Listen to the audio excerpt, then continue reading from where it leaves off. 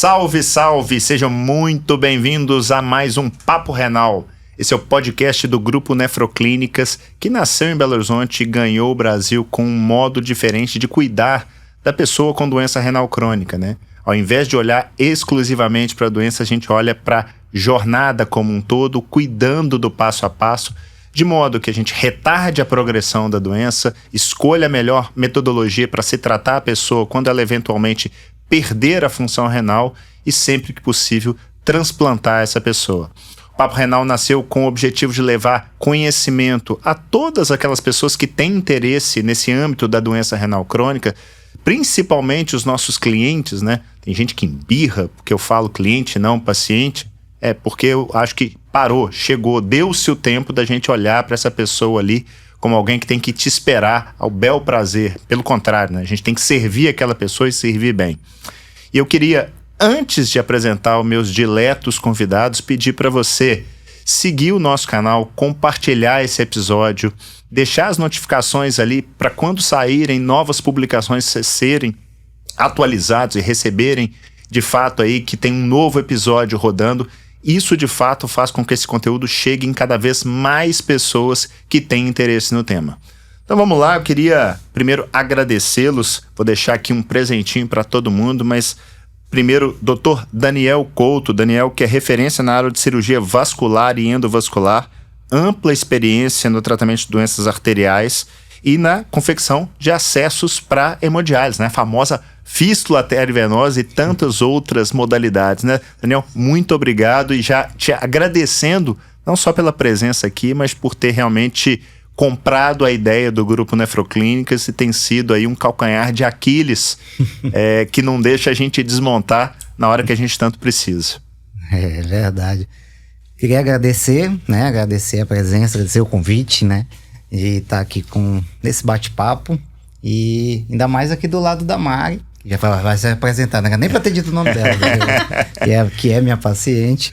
E assim, que o mundo da diálise é algo que eu pessoalmente gosto muito e tô aqui para ajudar no que for necessário. O pessoal da Nefroclínica o Flavinho ele já liga, Dani, e aí, como é que tá? Já sei o que é, que já é uns casos que já é problema. Que já é uns probleminhas aí pra gente resolver, mas que graças a Deus a gente tá dando um jeito e ajudando no que for necessário. Maravilha. Muito obrigado. Você sabe que eu gosto muito da frase que problema é solução. Toda vez que a gente tem um problema, é por isso que nós estamos aqui, né, Daniel? Se fosse tudo muito fácil, né? Exatamente, não faria o menor sentido. Com certeza. Antes de apresentar a Mari, eu queria apresentar a Lívia Juliana, que é enfermeira nefrologista com experiência no tratamento de pacientes crônicos agudos, tratamento conservador, e hoje é coordenadora da enfermagem do Grupo Nefroclínicas aqui em São Luís do Maranhão. Obrigado, Lívia, pela presença e por estar conosco aí no nosso dia a dia. Eu que agradeço estar aqui em busca de novos conhecimentos também e agradecer a oportunidade de estar aqui entre Dr. Neto, Dr. Daniel, que são duas referências pra gente, e Mariana, com certeza, a gente já vem de um grande percurso e cada dia uma vivência nova, questão de aprendizado mesmo. Maravilha. E a Mari, já citada aqui na apresentação, Mariana Amado, 35 anos, paciente dialítica há quase 2 anos, convive com a doença renal crônica desde os 12 anos por causa de rins policísticos, a gente vai falar um pouquinho aí dessa doença, né, Mari? E tá na Nefroclínicas aí já há 2 anos em hemodiálise e tem já o relacionamento não só aí com o Flávio, com o time Nefroclínicas, mas também com o Daniel. Obrigado demais pela confiança e por estar aqui conosco para trocar um pouquinho de experiência. Eu que agradeço, foi conhecer a Nefroclínicas. Eu conheci a Nefroclínicas por causa de um vídeo do Dr. José Neto com o Dr. Flávio, né? Por coincidência. Queria agradecer primeiro a presença de vocês, o convite, né? Agradecer a Deus porque eu consegui estar aqui hoje. E é isso, vamos falar um pouquinho sobre a experiência aí nesses dois anos de hemodiálise, né? Que de a jornada é mais crônica, longa, né? Já é um pouquinho mais longa. Eu queria deixar aqui para vocês uma lembrança aqui do nosso grupo. Começar pelas damas. Muitíssimo vocês olham obrigada. com carinho. Lívia. Obrigada. E Daniel. Muito obrigado.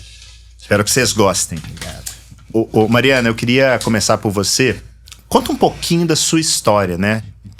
Já dei um spoiler aqui, que desde os 12 anos Mas eu acho que até antes disso, mesmo você não tendo o diagnóstico eventualmente firmado, você já tem um histórico familiar, né? A doença renal policística, para quem não sabe, ela é hoje a principal causa de perda renal relacionada a doenças familiares, né? A gente tem como carro-chefe aí na perda dos rins o diabetes, a hipertensão, a obesidade, mas quando a gente pega doenças familiares, dos pacientes hoje no mundo em diálise, cerca de 4% deles têm a doença renal policística autossômica dominante, que basicamente faz com que os rins dessas pessoas cresçam e encham de cistos, né? Ele fica parecendo uma espécie de um queijo suíço, né? Cheio de bolinhas. Eu queria que você contasse um pouquinho desse seu histórico, desde a sua infância, de onde que veio, se você sabe nos contar de onde que veio essa doença do ponto de vista de estrutura familiar. Eu sei, meu pai era doente renal crônico, né? Ele tinha doença renal policística. Os filhos também têm, né? Somos 3 filhos vivos. E os 3 também têm doença renal crônica, sendo que eu e a minha irmã mais velha já fazemos diálise. E a gente já imaginava, já era uma suspeita para minha mãe que os filhos tivessem, né? E como a gente já antecipou, eu descobri aos 12 anos que eu tinha rins policísticos. Naquela época eram cistos bem pequenininhos, e aí foi avançando. E aí de anual virou semestral, o acompanhamento de semestral, trimestral, mensal. E aí é muito engraçado a gente falar isso hoje. Eu olho hoje com muita gratidão, mas na época foi um desespero total pra mim. Porque eu fazia um acompanhamento com um médico e a minha creatinina de 3, ela pulou pra 6 num espaço de 3 meses. E quando o médico virou pra mim, outro médico virou pra mim e disse assim: Mariana, eu vou te encaminhar pro hospital, tu vai te internar e vai colocar um catéter de urgência, porque tu tem que começar a fazer hemodiálise imediatamente. Eu disse pra ele, eu virei pra ele e disse: não vou fazer. Você acredita nisso que eu disse? Acredito. Você tá dizendo que você não vai fazer o tratamento? Eu disse: não, eu estou dizendo que eu não aceito nesse exato momento essa situação pra minha vida. Ele: mas por que você tá falando isso? Eu falei assim: porque, doutor, hoje são 9 de janeiro, era 9 de janeiro de 2023. São 9 de janeiro, o ano nem começou, eu tenho plano de viajar esse ano, eu tenho uma infinidade de coisas pra fazer. E eu não vou parar a minha vida por causa da doença agora. Eu já convivia com a doença, isso aí eu tava com 33 anos, então eu já vinha há muitos anos convivendo com a doença. E aí, quando eu cheguei em casa, eu tive uma crise de ansiedade saindo dessa consulta. Quando eu cheguei em casa, que eu fui conversar com a minha mãe, que é uma das minhas referências ali de pessoa, e é a minha acompanhante, né? Ela tá toda diálise, ela tá junto comigo, ela já mandou mensagem, inclusive dizendo que já está saindo, porque daqui eu vou pra diálise. Quando eu cheguei em casa, ela também ficou desesperada, porque ela acompanhou todo o trajeto de vida do meu pai. Meu pai sofreu muito, né? A época que o pai fazia diálise, ainda era aqueles tanques, né? Que você saía muito bem, ou você saía... de feiticeiro, né? Ou você saía muito mal, né? Então, eu não tenho muitas lembranças da época do tratamento dele. Não sei se por bloqueio ou porque realmente eu não tinha ainda o conhecimento necessário para entender o que ele passava. Mas a irmã dizia que ele não dormia à noite, né?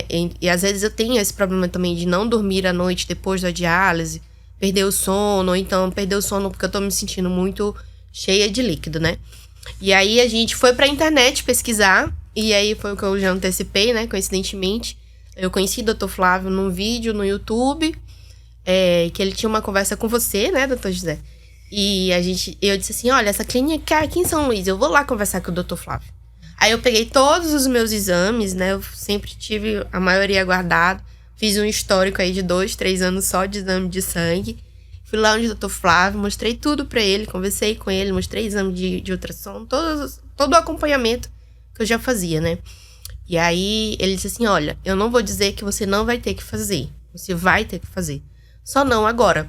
Então, eu estava num tratamento conservador, mas eu não fazia acompanhamento, por exemplo, com uma nutricionista especialista em nefrologia.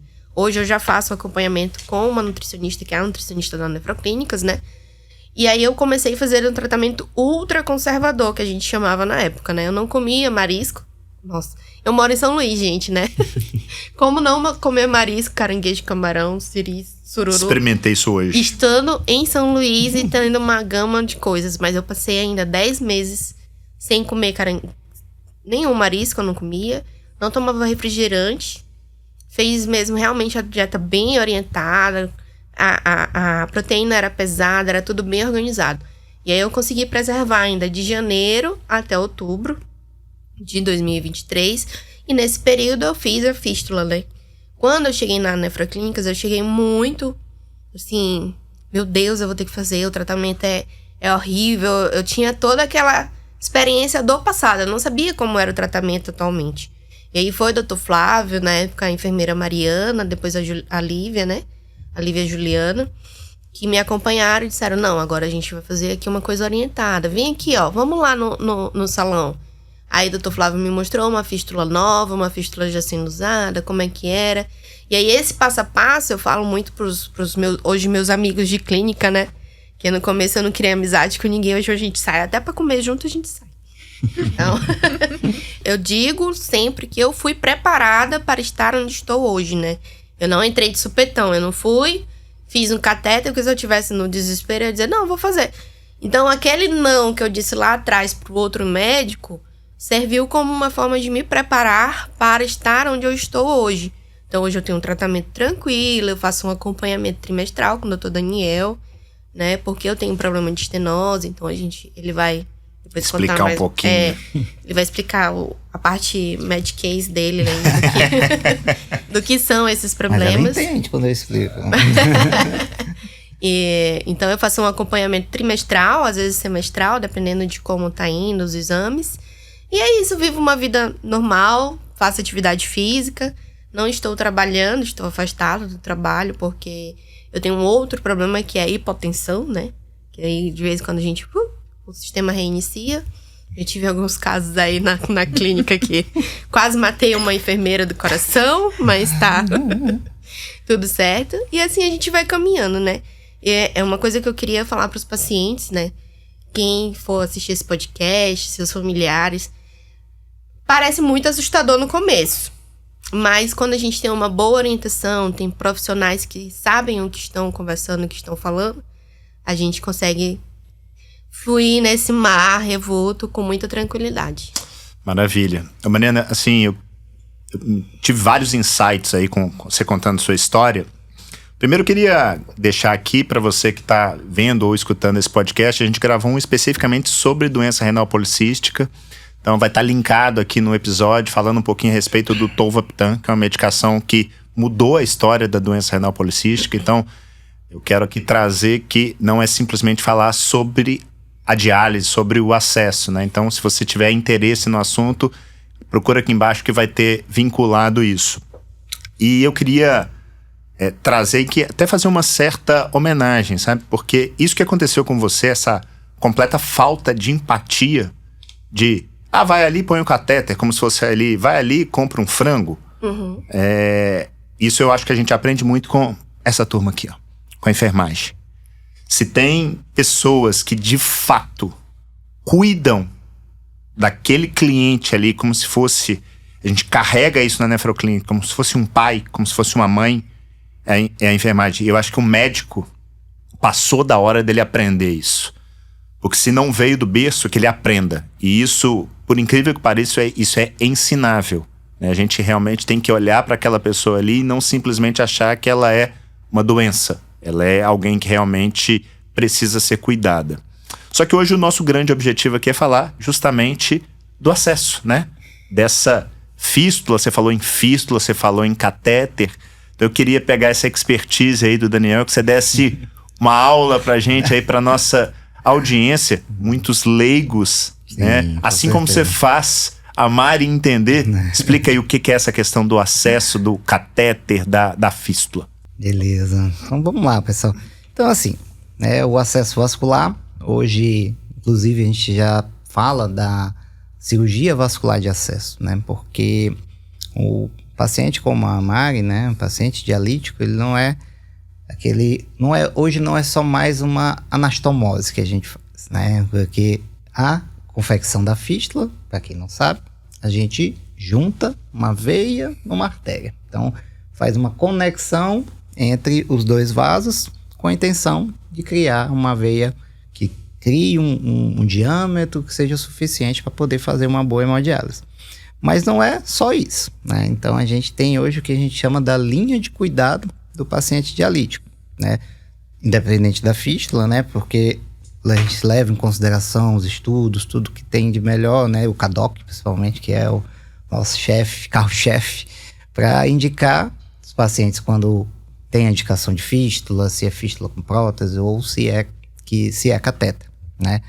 E aí que vem a história do calcanhar de Aquiles, que o Zé Neto falou mais cedo, né? Que é o acesso, né? Que vai variar, né? De todas as formas que a gente vê.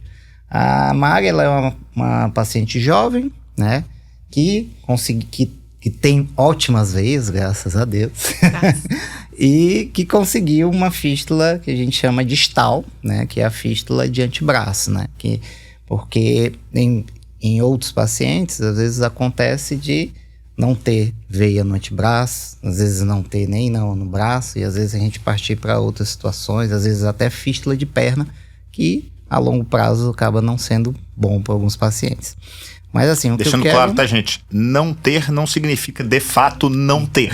Não ter uma veia, um vaso bom o suficiente para se confeccionar esse acesso, né, Daniel? Isso. E hoje, né, graças a novos estudos, as novas tecnologias, mesmo aquela veia limítrofe, às vezes a gente consegue. Hoje a gente tem uma técnica que, inclusive, utilizei na Mari no primeiro procedimento que a gente fez, que ela chegou para mim, né, através do Flávio, como iniciou a diálise, viu que não estava indo bem, a gente avaliou e viu que ela já tinha uma estenose de anastomose, que é o que é mais comum a disfunção mais comum nesse tipo de fístula que ela tem. Explica pra gente o que é essa estenose. Isso, é verdade, que a gente tem que explicar os pacientes também, porque a Mari, ela já sabe tudo aqui. Mas, enfim, a estenose seria um estreitamento, né? Um estreitamento dessa conexão da veia com a artéria. E isso acaba diminuindo o fluxo da fístula e, consequentemente, atrapalhando a hemodiálise. Então, ela chegou para mim nessa situação, já com a fístula. E essa disfunção não foi o Flávio que viu, foi a Lívia. E aí eu também falando da importância, porque quem está acompanhando, vai vendo essa fístula, porque ela avalia dificuldade de punção, ela vai avaliar o frêmito, vai avaliar como é que está a questão do sangramento na retirada das agulhas, em alguma infiltração que acontece durante o procedimento, é a enfermeira. Então, a enfermagem nesse momento é fundamental para essas situações em que se observa disfunção, né? Então, no caso dela, ela tinha essa disfunção de anastomose e a gente partiu para um procedimento que hoje é relativamente simples, né? A gente faz hoje com anestesia local e consegue, e uma sedação, porque ela é um pouco ansiosa, inclusive nesse dia, ela lembra? Ela, não sei como, estava dormindo, acordou, ela levantou o braço de uma vez, subiu. O introdutor que estava na artéria dela saiu, começou a jorrar sangue, mas controlado. Depois a anestesista colocou ela para dormir mais um pouquinho e tudo se resolveu. Em minha defesa, eu senti doer. Vamos deixar claro, né? Enfim, e no caso dela também, como ela estava iniciando a hemodiálise, eu utilizei da técnica, que é assim, uma técnica hoje que é quem descreveu aqui no Brasil, né? O doutor Leonardo Arduin, que é do Rio de Janeiro, que é a técnica de maturação assistida. Então, por isso que, puxando que eu falei às vezes de veias limítrofes. Então, às vezes o paciente tem aquela veia fina, a gente consegue fazer a fístula, ela tá funcionante, tá pérvia, mas ela não dilata o suficiente para realizar a hemodiálise. Então, a gente utiliza dessa técnica, que é uma maturação que a gente faz utilizando balões em sequência, balonamentos, né? A gente vai abrindo a veia com isso tudo por dentro do vaso. Porque isso tudo a gente faz por via endovascular. Doer, né? Não deveria doer, né? Não dói. Né? Mas ela é porque a ansiedade dela, eu acho que na hora... Mas assustou todo mundo, mas depois resolveu. Enfim, então isso, graças a essas novas tecnologias, né, a gente está conseguindo preservar esse acesso. Porque aí a gente vem a questão do catéter, né? Porque o catéter a gente sabe que em muitas situações o paciente não tem mais veia, não tem veia passível de confecção de fístula, ou às vezes é um paciente que, por outras situações, a gente indica mesmo o catéter, mas o catéter está associado a altas infecção, né, internações mais prolongadas e também a mortalidade. Então, o paciente ele tem um risco maior de óbito, né, o dobro, né, comparado a pacientes com a fístula, que já vai estar com um risco muito menor de infecção e as outras complicações. E uma coisa que eu queria falar também é a questão da estética, né, que é sempre uma preocupação dos pacientes. Né? Posso deixar para a gente falar disso um pouquinho depois, porque eu acho que vai ser super importante. Daniel, eu vou aproveitar que você falou até agora um pouquinho aí a respeito da fístula e do catéter e vou pedir para o nosso time colocar aqui imagens do que é a fístula, né, dessa ligação da artéria com a veia e também o que é o catéter, né, esse que em tese era para ser algo provisório, mas eventualmente pode ser definitivo. Eu queria chamar a Lívia para a nossa conversa. Você já deu aqui um spoiler da importância da enfermagem, eu também acabei falando, né? Então você falou do ponto de vista técnico e eu falei do ponto de vista de empatia, mas eu queria te escutar, Lívia, assim, a gente muitas das vezes fala assim, não, sua fístula tá boa. O que é isso de a fístula tá boa, a fístula não tá boa? Principalmente para essa turma que nunca ouviu falar, tá morrendo de medo do lado de lá, fala, meu Deus, vou ter que fazer diálise, que raios que é essa de fístula? Como é que é a visão da enfermagem do ponto de vista do tratamento desse acesso vascular como esse da Mariana? Nossa abordagem quanto à enfermagem, a gente começa até antes desse paciente já ter a fístula ou não. É independente se é um paciente que já vem há um longo período com catéter ou como o exemplo da Mariana, que foi já iniciando com a fístula. É uma junção tanto do médico vascular, tanto do nefrologista, tanto do grupo da enfermagem, do time da enfermagem. Porque até a forma como eu vou comunicar esse paciente, dizer que ele precisa fazer o tratamento e que ele vai precisar de um acesso, é importante. Eu acho que o grande pilar é como eu passo essa informação. A gente tem diversos pacientes, cada um é uma abordagem. Então, paciente A, paciente B, a gente tem que estar sempre com muita clareza para ele entender. Então, o paciente, os nossos pacientes, na Nefroclínicas em particular, a gente tem muito essa questão do próprio paciente conhecer sua fístula. Como? O paciente orientado, os exercícios que ele vai fazer antes de iniciar a confecção, após ter a confecção, os cuidados, sempre deixar higienizado. Ele vai ter ciência, hoje em dia, Mariana sabe já disso, mas ela sabe que a gente não vai funcionar duas cânulas perto, que aí são as agulhas, a arterial e a venosa. A gente vai dar um distanciamento da anastomose, a gente vai ter todo aquele cuidado com a higienização e sempre deixar clara questões das intercorrências, as eventualidades, os riscos eles existem. O time está ali para prevenir que isso não aconteça, para a gente sempre orientar, mas o paciente, ele é o primeiro avaliador. Então, se hoje um paciente, ele perceber que o frêmito, o fluxo daquela fístula está um pouco diminuído, ele vai ligar para o time, independente se ele está no turno ou não, ele vai falar com o Dr. Flávio, ele vai falar com o time da enfermagem. O que é o frêmito? O frêmito é a junção. Bem onde fica a junção, é como se tivesse um tremorzinho.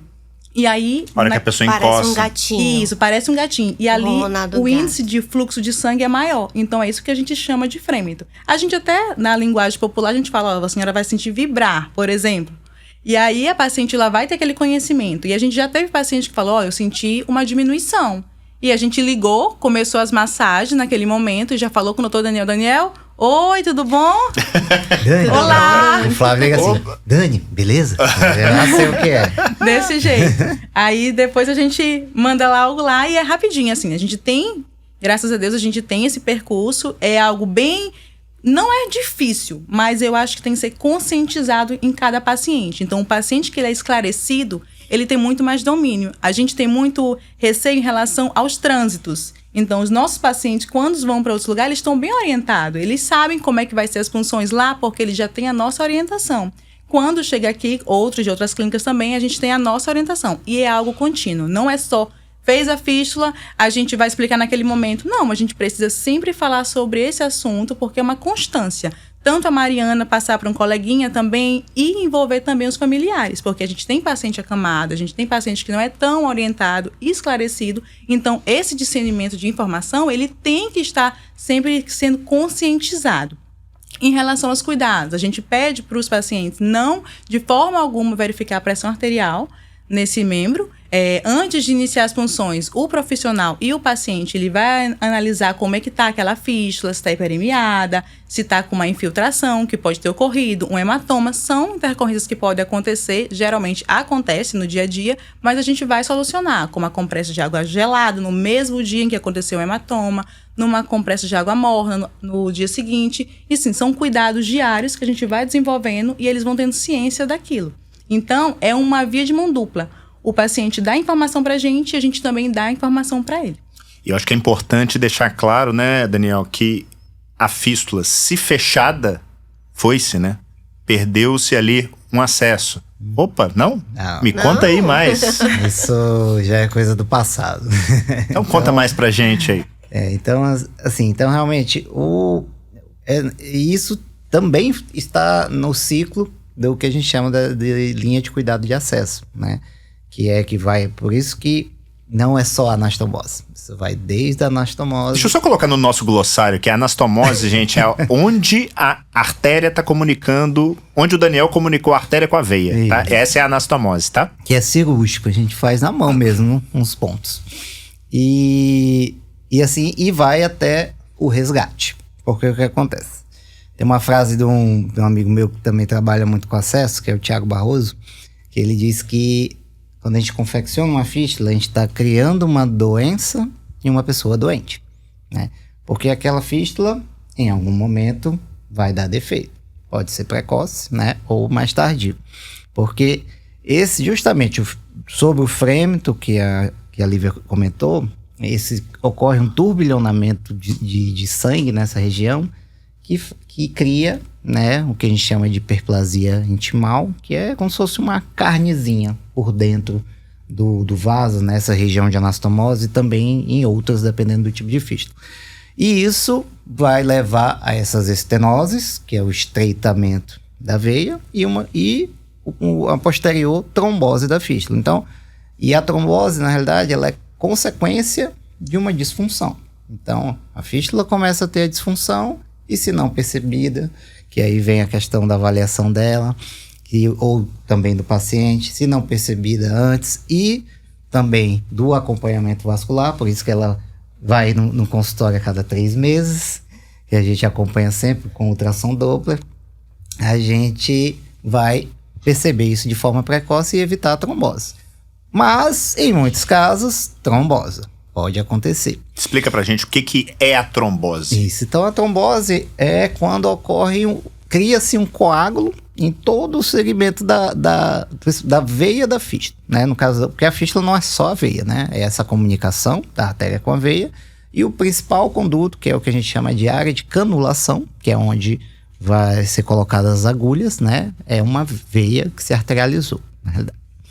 E quando ocorre alguma disfunção, seja ela no começo, ou às vezes no final da fístula, né? Porque isso aqui é um caminho, né? Que a gente chama tecnicamente de inflow e outflow. Depois aí bota no sumário aí. E isso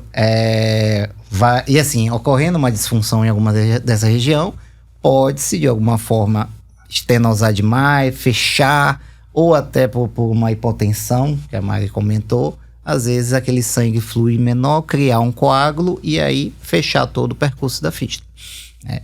E hoje a gente consegue, né, resgatar essas fístulas, né? E porque assim, o que a gente quer do paciente que tem fístula é não ter cateter, né? Na realidade, o que a gente quer é o rim novo, né? É o transplante. Mas antes disso, a gente não quer que o paciente tenha cateter. Então, a gente consegue, através de tratamentos endovasculares, a gente consegue isso. Quanto mais precoce for diagnosticada essa trombose, o paciente seguir para a emergência, a gente consegue fazer a trombectomia da fístula, que é a retirada desses trombos, e tratar a disfunção, Como eu disse, a trombose ela é a consequência daquela disfunção. Então, o paciente ele vai ser retirado os trombos e, no mesmo momento cirúrgico, vai ser feita a angioplastia. Tem tempo para isso, Daniel? Na realidade, assim, eu já resgatei fístula até de 1 mês. Né? Porque, na realidade, essa trombose ela se torna crônica. Né? E aí a gente consegue recanalizar como se fosse uma doença... é uma oclusão, como já disse, crônica, mas às vezes a gente consegue adentrar e conseguir ir abrindo o caminho. E aí a gente utiliza vários materiais e tem inclusive os stents, né? Que hoje estão cada dia com uma tecnologia. São uma espécie de molinhas, né? Que se coloca dentro. Molinhas que coloca dentro desse caminho. Inclusive a Mari já tem um aqui. E a gente consegue preservar, né, essa disfunção até por um tempo maior. Mas também dizer que tem um stent quer dizer que não vai ter disfunção? Também não. Justamente porque é a doença no paciente doente e que está trabalhando o tempo todo. Quer queira ou não, são quantas furadas por semana são? Se tudo for bem, é 2 a cada sessão, né? Isso. Se for mais ou menos, daí umas 3. Então bota aí 6 por semana, 6 por vezes semana, 4, no são mínimo. 24 furadas, né? Fora o turbilhonamento que tem aí no fluxo. Ô Mari, e você colocou bem, se tudo der certo, né? E uma das coisas que a pessoa com doença renal crônica, principalmente que nunca entrou numa diálise, que ela morre de medo, é de dor, é de desconforto, né? É de sofrimento. Então, de uma certa maneira, isso existe, de uma certa maneira isso pode ser hipertrofiado pelo não conhecimento, mas eu queria que você desse a sua percepção. Como é que é a sua percepção com relação à dor de agulhas, essa coisa de 3 vezes por semana tá indo lá e recebendo no mínimo 2 picadas? É algo que já é uma rotina? Não, ainda é algo que te incomoda? Você faz alguma coisa para minimizar esse desconforto? Conta pra gente. Primeiro, eu acredito em Deus. Amém. Amém. Primeiro, sempre que eu vou pra clínica, né? Eu sou evangélica, então de manhã eu já faço as minhas orações. Antes de ir pra clínica, eu paro, Deus, que seja tudo bem hoje, que eu não quero pegar 3 furos. Só que eu tenho, a minha fístula, ela não é uma fístula reta, né?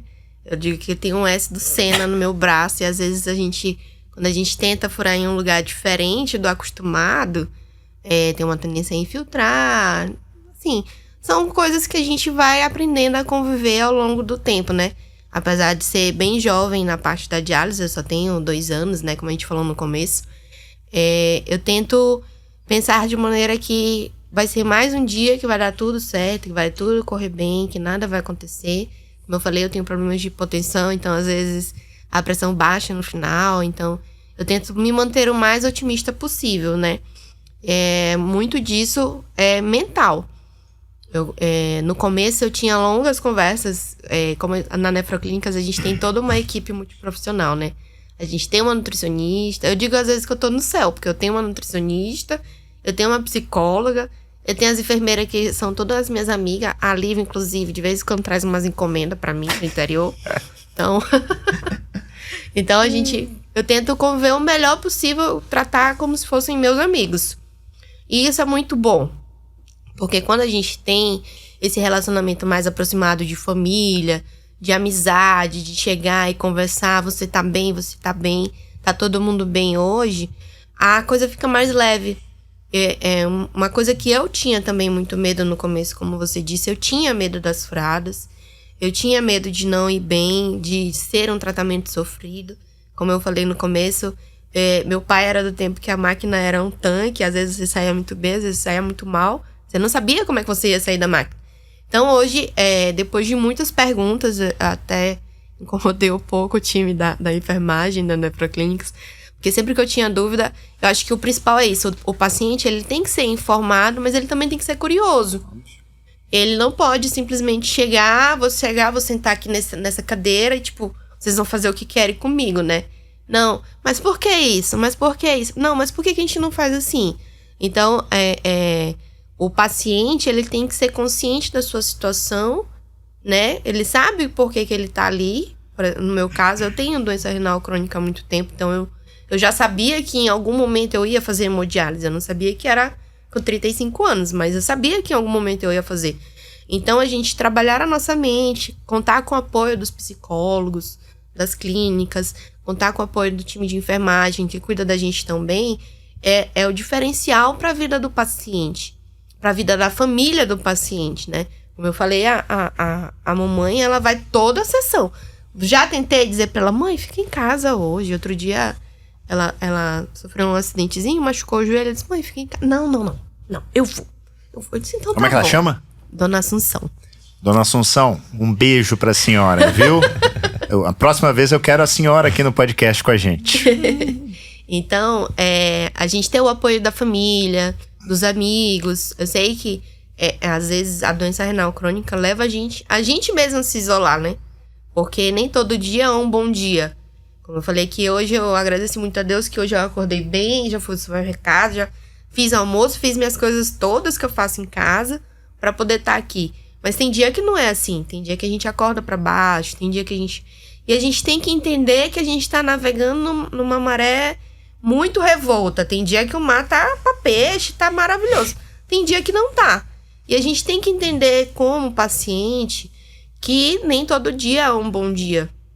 A gente tem que, independente da sua religião, a gente tem que entender que a gente tá passando por um momento que realmente não é fácil. Não é fácil, não é tão simples assim, dizer assim, vou dar meu braço lá pra elas furarem e tá tudo certo. Não, no começo eu realmente incomodava, doía, mas com o tempo a gente vai acostumando. Então tem dia que realmente elas furam nem... Vocês já furaram? Mas tem dia que eu digo, principalmente quando é furada nova, né? Quando é furada nova, que não é num lugar já que tá acostumado, dá um pouquinho mais de dor, um pouquinho mais de incômodo, mas aí a gente dá uma respirada fundo, chega em casa, bota gelo, no outro dia já tá tudo bem de novo. Maravilha. E você falou duas coisas, né? De Deus e falou do mar revolto, né? Tem uma passagem na Bíblia super bacana, que que Jesus está dormindo em meio a um mar revolto e os apóstolos estão todos meio desesperados com aquela situação, né?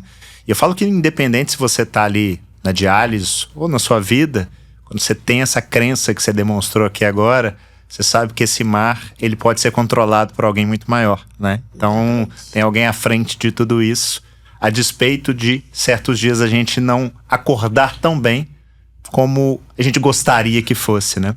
Às vezes a gente quer fazer... Eu sou uma pessoa que tô aprendendo muito coisas diferentes. Eu trabalho desde os 19 anos, então eu estar em casa hoje é um suplício pra mim, né? Já foi bem pior. É muito agoniante você ter uma rotina e ver que sua rotina foi quebrada ali por um momento que você realmente precisa entender que você tá passando, que é completamente diferente, que é o da doença, né?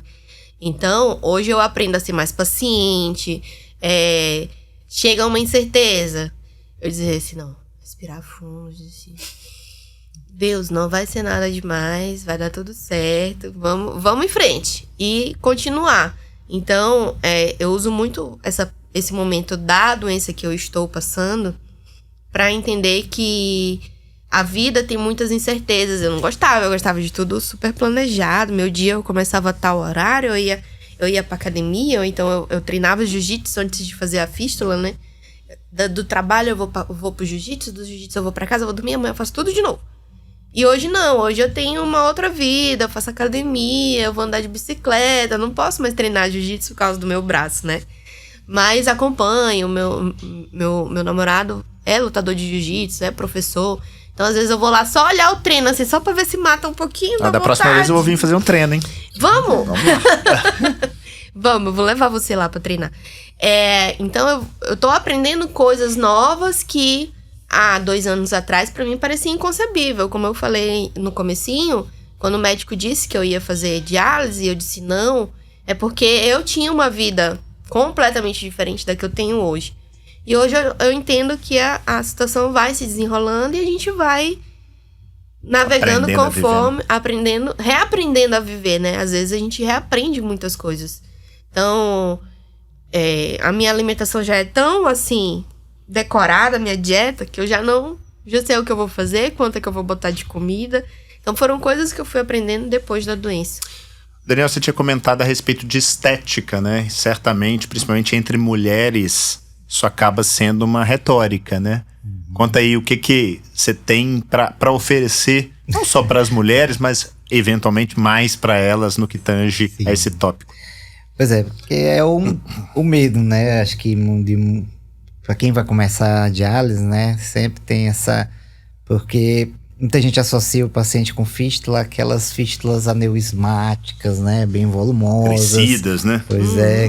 E só que é o que eu sempre digo pro paciente. Eles, quando vão confeccionar ainda a fístula, mas vai ficar aquela coisa grande, horrível no meu braço. Eu digo assim, eu explico que os pacientes que têm aquelas fístulas volumosas e aneurismáticas são pacientes que não fazem o acompanhamento ideal com o cirurgião vascular, né? Por que a Mari vai 3 vezes, ou a cada 3 meses, no consultório para poder avaliar, passar um Doppler, né, passar ultrassom, né, que é um exame que a gente faz para ver como é que está o funcionamento da fístula, que é justamente para evitar as disfunções, né? Então, se uma fístula começa a crescer, né, é porque existe um problema no deságue desse sangue, né? Então, como se ficasse batendo numa parede, aí a veia vai começar a crescer, vai começar a dilatar, né? Por isso que elas ficam aneurismáticas, né?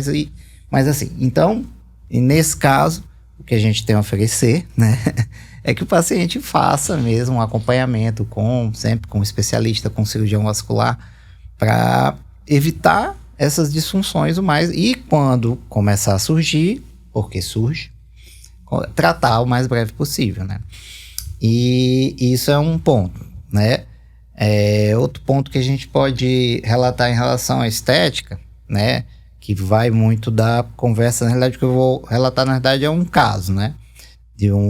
Realmente uma paciente, sexo feminino, que era um pouco incomodada, né? E aí, após a diálise, né, tinha um curativo, tudo e quando ela tirava o curativo, ela cobria, né? Sempre usava um tipo de faixa, alguma coisa assim para cobrir. E aí, o que aconteceu?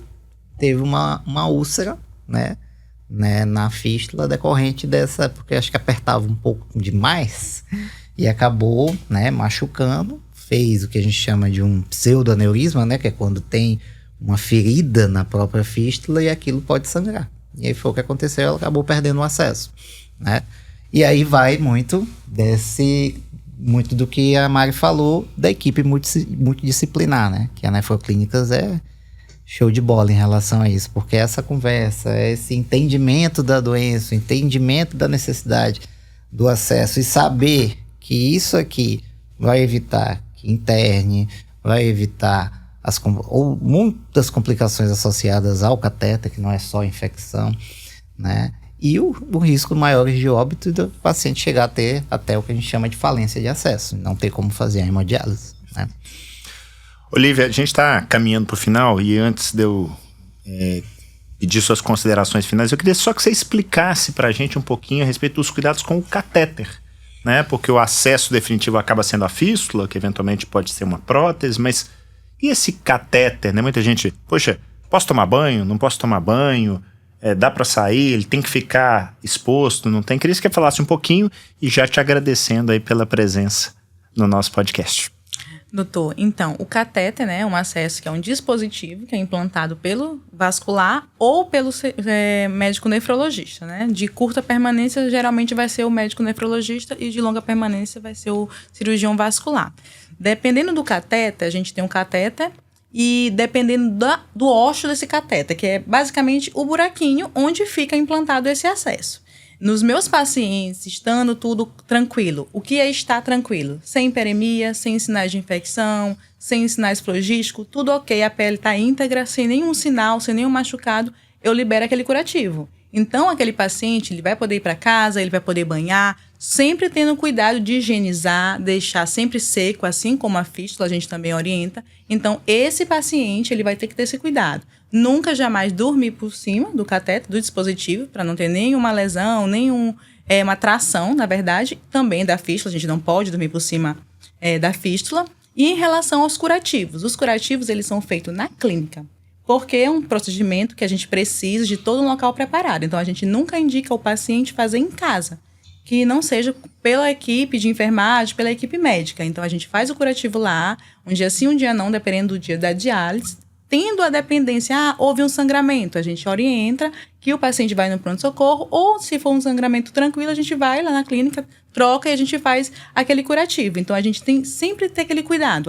Eu vou deixar limpo, eu vou deixar usar roupas limpas, cobertores limpos, porque ali é um foco que pode ter infecção. Então, ali minha atenção vai ser redobrada com aquele dispositivo. E isso é um dos pontos que a gente leva em consideração quando a gente vai mostrar o acesso da fístula e do catéter. A qualidade de vida daquele paciente que tem o catéter é diferente da qualidade de vida do paciente que tem a fístula. Então, a gente levanta muito esses pontos positivos e os negativos. Então, tendo a condição, a indicação de fazer a confecção da fístula, a gente já pega todos esses pontos, explica para o paciente, para ele ver, não, pesando na balança, eu vou ter as furadinhas, mas eu vou ter minha qualidade de vida muito melhor. Então, o cuidado com a fístula é importante, mas com o catéter é redobrado. Perfeito. Se quiser deixar uma mensagem final aí para a turma que está nos assistindo, que está nos escutando, fica super à vontade. Eu quero deixar uma mensagem, agradecer primeiramente a oportunidade de estar aqui e deixar uma mensagem para os meus pacientes e para os demais também, que sempre se informarem, irem em busca de orientações, pesquisar e não se contentar só com uma opinião, sempre buscar mais conhecimentos, porque levando em consideração a história da Mari, às vezes a gente precisa realmente investigar se aquilo que está sendo sugerido é o correto. Então, quando eu tenho aquele conhecimento, quando eu vou em busca, eu acho que a gente fica mais a par da situação e mais confortável. Então, sempre buscar informações. E se for preciso perguntar 1, 2, 3 vezes, perguntar. Perfeito. Daniel, obrigado pela presença, obrigado pela parceria, por ter comprado aí o nosso projeto. Se você quiser deixar uma mensagem aí para a turma que está nos assistindo, que está nos escutando, fica super à vontade. Beleza. Na verdade, agradecer também, né, a presença, o convite. Foi um bate-papo maravilhoso aqui com todos vocês, com a presença da Mari, minha paciente exemplo. e dizer, né, aos pacientes, né, que da importância desse acesso, né? Então, conte sempre com o cirurgião vascular da sua confiança, né, com a equipe de nefrologia, todas as orientações que eles vão lhe dar, e para a gente chegar na melhor, fazer toda a avaliação para ver qual vai ser o melhor acesso para o paciente e poder fazer essa hemodiálise de forma segura e duradoura. Mari, obrigado pela presença, obrigado pela confiança de estar conosco. Sabe que ver o relacionamento dos vocês dois me enche os olhos, porque você vê o carinho do Daniel contigo, o carinho seu com ele. Falo que isso falta no mundo de hoje, muito mais ainda no mundo da saúde, né? Que virou muito mais um mundo de doença. Então, muito gostoso de participar disso aqui, de ter batido esse papo com vocês. Quero que você fique super à vontade aí para deixar uma mensagem, principalmente para aquelas pessoas que estão, eventualmente, já fazendo diálise ou próximas a precisar. O que você deixaria? O que a Mari lá de trás gostaria de ter escutado? Acho que a Mari lá de trás gostaria de ter escutado que a hemodiálise não é o fim. É um tratamento, como um tratamento de câncer. Só que a gente vai 3 vezes para a clínica, fica de 3 a 4 horas lá, mas com um bom suporte, com conhecimento, né? Como a Lívia disse, o paciente ele tem que ser informado, ele tem que perguntar, ele tem que entender o que ele está passando, qual é o momento que ele está. Então, ele com esse entendimento, ele consegue ter uma vida muito melhor. Então, e além disso, fazer atividade física, eu faço atividade física liberado pelo meu nefrologista, pelo meu vascular, né? Tomo os devidos cuidados, sempre lembrando que a gente não pode carregar muito peso no braço da fístula, não pode dormir em cima. Então, eu vou só contar aqui uma experiência individual. Quando eu descobri que eu ia fazer a fístula, eu durmo de lado, eu aprendi a dormir com o braço esticado. Então, até hoje eu faço isso, né? Eu não consigo dormir só de um lado.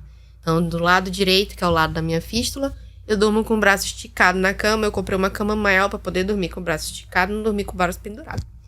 Então, não dormir em cima do braço, fazer as compressas, ter um entendimento do que você vai fazer e ser bem orientado. Então, confie na equipe de enfermagem. Se você não tem uma equipe de enfermagem tão legal como a minha daqui de São Luís, Procure uma unidade da Nefroclínicas. Todas são super confiáveis. É uma equipe multiprofissional extremamente capacitada para orientar. Isso a gente fala muito em grupos de WhatsApp, né? A gente vê coisas que você não queira saber o que a gente vê nos grupos de WhatsApp sobre clínicas. Então, procure uma, duas, três opiniões. Seja questionador mesmo sobre a sua saúde. É a sua vida que está em jogo. E confiar na sua religião, confiar em Deus. Caminhar entendendo que você está passando por um processo que vai te ensinar alguma coisa. E confiar que tudo vai dar certo e o transplante vai chegar. Amém. Amém. Amém. Meus queridos, muito obrigado pela presença. Para você que ficou com a gente aqui até o final, poxa, compartilha esse vídeo. Essa é a forma da gente atingir muito mais pessoas. Se você ainda não está inscrito no nosso canal aqui do Papo Renal, se inscreva, ativa as notificações, pode seguir a gente no YouTube, no Spotify. E se você, assim como a Mari, precisou cuidar da sua saúde renal, você tem a Nefroclínicas em Belo Horizonte, no Rio de Janeiro, Volta Redonda, São Luís, Brasília, Curitiba, São Paulo. O Brasil está cada vez mais sendo ocupado por muito mais do que uma clínica de diálise. Nós somos uma clínica com diálise, porque a gente não trata doentes, a gente trata pessoas. Fiquem com Deus, até a próxima, nos vemos. Valeu, tchau, tchau.